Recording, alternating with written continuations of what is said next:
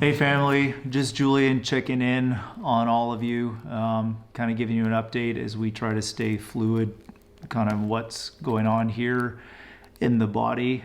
It was really nice to see everybody on Sunday, everybody that could make it, and I'm glad we sort of met together before we sort of ratchet down things here for the next couple weeks. And our plan is to try to stay in contact 2 to 3 times a week to let you know exactly what's going on here. There have been some huge questions that have arisen, and I really think what a great time for us to be praying, to be walking through this together as a family. There's still a good work that needs to be done. There's still a light that needs to be shined here in the valley, and we're trying to be faithful, to be considerate and understanding, and take the advice from local and federal agencies and officials to see what we should or shouldn't do. My encouragement to you is to stay faithful in reaching out and staying in touch with friends and family and neighbors, with the body, with those around you, to be faithful in our call as a family, and again, as a light in this valley. Again, there are some questions that have arisen, so I just wanted to deal with some of those questions. The plan is, as of right now, to sort of be in a week by week.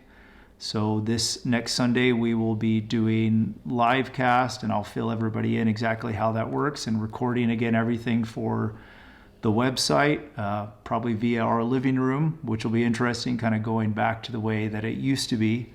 I encourage you to call the office, to email the website if you need any sort of assistance, or maybe you don't quite have the internet and you would like to get a CD of the teaching.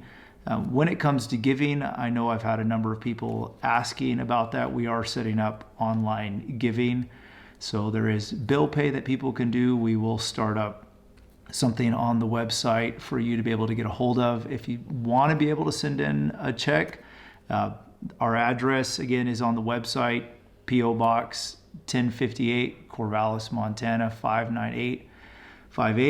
And again, those are just some of the questions we've been trying to answer. As we go through this, our main thing is to be able to keep perspective. Jesus said this, and I want to read it to you from John 14. He says, "Do not let your heart be troubled, for you believe in God, also believe in me. In my Father's house are many mansions. If it were not so, I would have told you. I go prepare a place for you. And if I go and prepare a place for you, I will come again and receive you to myself, that where I am, there you may be also. And I go, where I go, you know, and you know the way." Now Thomas again said to him, "Lord, we don't know where you're going," and we're thankful for that, because we have Jesus say to him here in verse 6, "I am the way, the truth, and the life. No one comes to the Father except through me." And again, the tenses there in counter-distinction to all else. I am the way. In counter-distinction to all else, I am the life, and I am the truth. Jesus has given us an open door during this time, especially in a time when everything seems like it can be falling apart. We will be keeping in touch. I wanted to say that I love you all. I miss you all. Jesus knew, though, where we would be in this time, and he's appointed us for such a time as this, and a time that he would be able to speak through us.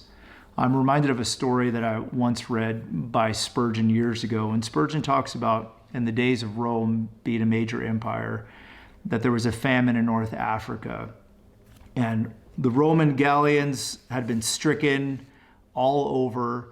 And as people were starving, they saw the ships from Rome coming through, and the people began to chant louder and louder. And as they came closer to shore, people began to chant that Caesar has sent ships. There is now hope for us.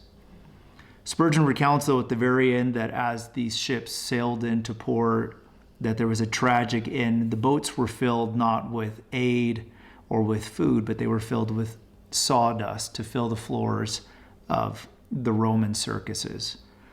And I think how many times people have been longing for food and they have sawdust, or people have craved substance and they get a circus. I think, wow, we've been walking through James, looking at how practically we can walk through our faith. It's a faith that's active. It's a faith that works. Where really is our hope? And so my encouragement to you is to keep your hope in the Lord, keep your eyes upon him. Reach out to those around you. Again, the Lord knew where we'd be in 2020 and what we'd be walking through.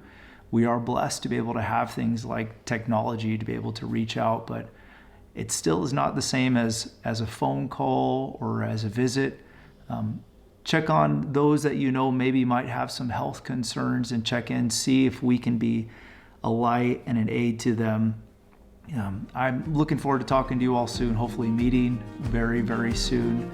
Keep us in prayer as we're trying to walk through and transition through what would be the best for our body and being wise. And I look forward, again, miss you all so much, and I look forward to speaking and seeing all of you very soon.